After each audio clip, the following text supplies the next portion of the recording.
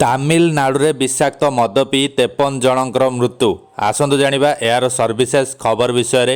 ତାମିଲନାଡୁର କଲାକୁରିଚି ଜିଲ୍ଲାରେ ବେଆଇନ ଦେଶୀ ମଦ ପିଇ ପ୍ରାଣ ହରାଇଥିବା ଲୋକଙ୍କ ସଂଖ୍ୟା ବଢ଼ିବାରେ ଲାଗିଛି।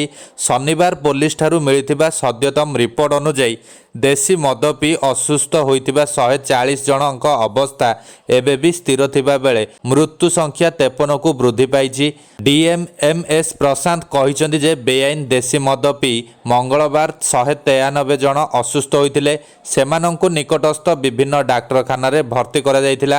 ସଦର ଡାକ୍ତରଖାନାରେ ପୀଡ଼ିତଙ୍କୁ ଭେଟିବା ପରେ ଡିଏମ୍ ପ୍ରଶାନ୍ତ ଗଣମାଧ୍ୟମକୁ କହିଛନ୍ତି ବିଷାକ୍ତ ମଦ ପିଇ ଏପର୍ଯ୍ୟନ୍ତ 53 ଜଣଙ୍କର ମୃତ୍ୟୁ ଘଟିଥିବା ବେଳେ 7 ଜଣଙ୍କୁ ଗିରଫ କରାଯାଇଛି। ରାଜ୍ୟର ଶାସକ ଡିଏମ୍କେ ଦୋଷୀଙ୍କୁ ସୁରକ୍ଷା ଦେଉଥିବା ସେ ଅଭିଯୋଗ କରିଛନ୍ତି।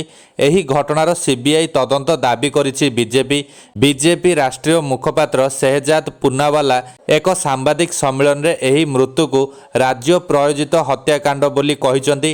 ସେ ଦକ୍ଷିଣ ରାଜ୍ୟରେ ଘଟିଥିବା ଦୁଃଖଦ ଘଟଣା ପାଇଁ ଶାସକ ଡିଏମ୍କେକୁ ସମ୍ପୂର୍ଣ୍ଣ ଭାବେ ଦାୟୀ କରିଛନ୍ତି।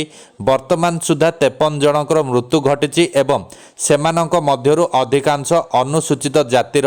ରାଜ୍ୟ ପ୍ରାୟୋଜିତ ଏହି ହତ୍ୟାକାଣ୍ଡ ବିରୋଧରେ କାର୍ଯ୍ୟାନୁଷ୍ଠାନ ଗ୍ରହଣ କରିବା ପରିବର୍ତ୍ତେ ଡିଏମ୍କେ ଏହି ଜଘନ୍ୟ ଅପରାଧ ଖଳନାୟକଙ୍କୁ ସୁରକ୍ଷା ଦେବାରେ ଲାଗିଛି।